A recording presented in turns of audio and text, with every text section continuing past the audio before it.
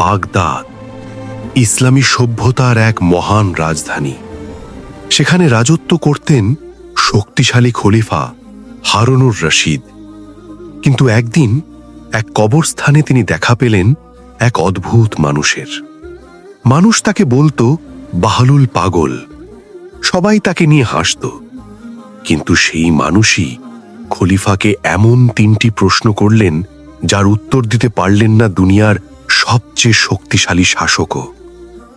প্রাসাদ, রাজত্ব, ক্ষমতা সবই একদিন শেষ হয়ে যাবে, আর শেষে সব মানুষকেই ফিরে যেতে হবে একই জায়গায়, কবরের ঘরে।